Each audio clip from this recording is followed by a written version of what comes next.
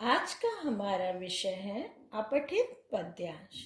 पिछले वीडियो में मैंने आपको अपठित गद्यांश के बारे में बताया था कि अपठित गद्यांश कैसे किया जाता है। अपठित गद्यांश की तरह अपठित पद्यांश भी पाठ्यक्रम का महत्वपूर्ण अंग है। तो आज मैं आपको बताऊंगी कि अपठित पद्यांश कैसे किया जाता है। अपठित पद्यांश। अपठित पद्यांश यह दो शब्दों से मिलकर बना है। पहला शब्द अपठित अर्थात जो पूर्व पठित ना हो, तथा दूसरा शब्द पद्यांश अर्थात पद्य का अंश। जो पद्यांश हमने पहले ना पढ़ा हो, पद्यांश को हम काव्यांश भी कहते हैं। काव्यांश मतलब कविता का अंश, जो पहले ना पढ़ा हो, जो हमारी पाठ्य पुस्तक से संबंधित ना हो। अपठित पद्यांश को पढ़ाने का कोई उद्देश्य होगा। आइए उसको जानते हैं कि अपठित पद्यांश छात्र छात्राओं को क्यों पढ़ाया जाता है। अपठित पद्यांश को पाठ्यक्रम में सम्मिलित करने का मुख्य उद्देश्य पद्यात्मक रचनाओं को जानने एवं समझने की क्षमता का विकास करना है। अपठित पद्यांश के द्वारा विद्यार्थियों को पद्यात्मक रचनाओं में निहित भाव एवं कला पक्ष को ग्रहण करने की क्षमता का विकास होता है। यह विद्यार्थी की भाव ग्रहण क्षमता व अभिव्यक्ति की कुशलता का परिचय देता है। तात्पर्य यह है कि इससे छात्रों में दिए गए पद्य खंड का अर्थ ग्रहण करने के साथ साथ भाव ग्रहण करना भी आए कि कवि इस पद्यांश में क्या कहना चाहता है। उसके आधार पर ही छात्रों को उत्तर अपने शब्दों में लिखने चाहिए। जो प्रश्न उनसे पूछे गए हैं, उन प्रश्नों के उत्तर भाव ग्रहण करके अपने शब्दों में लिखने चाहिए। पद्यांश को हल करने के लिए उचित भाव ग्रहण करना बहुत आवश्यक है। यह बहुत ही महत्वपूर्ण है।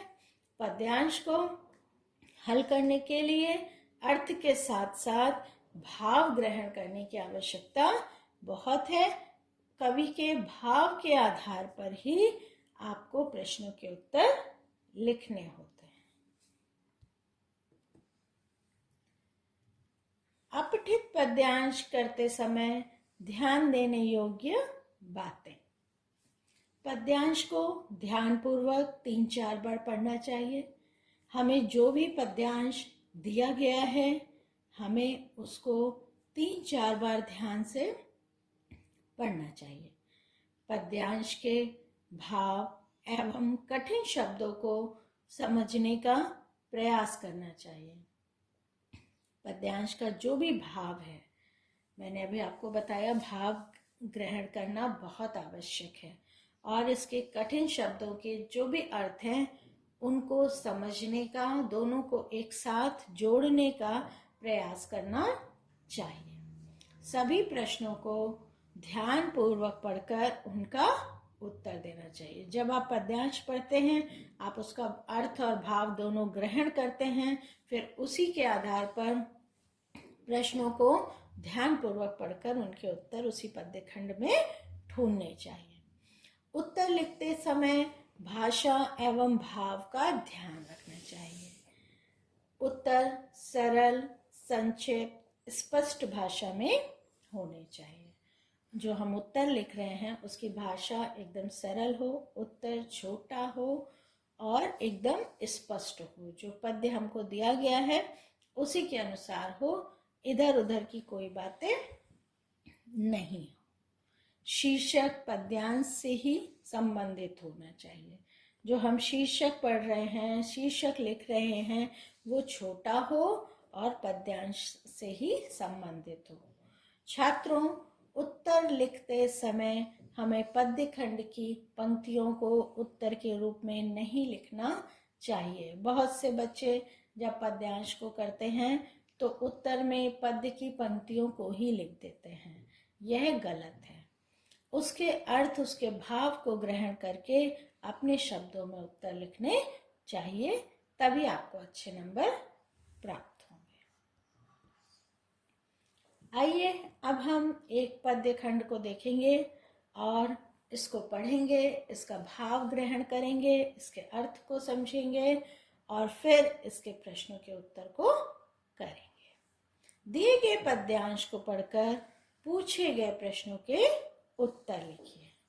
जिसमें स्वदेश का मान भरा, आजादी का अभिमान भरा, जो निर्भय पथ पर बढ़ आए, जो महाप्रलय में मुस्काए, जो अंतिम दम तक रहे डटे, दे दिए प्राण पर नहीं हटे, जो देश राष्ट्र की वेदी पर देकर मस्तक हो गए अमर, ये रक्त तिलक भारत ललाट, उनको मेरा पहला प्रणाम।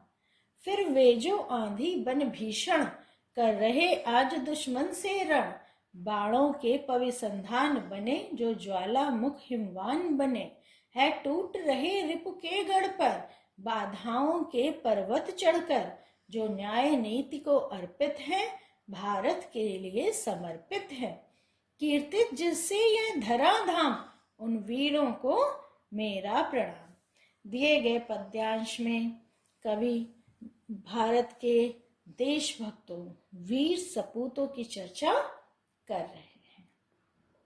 कवि उनके व्यक्तित्व के बारे में बता रहे हैं कि वे कितने निडर हैं।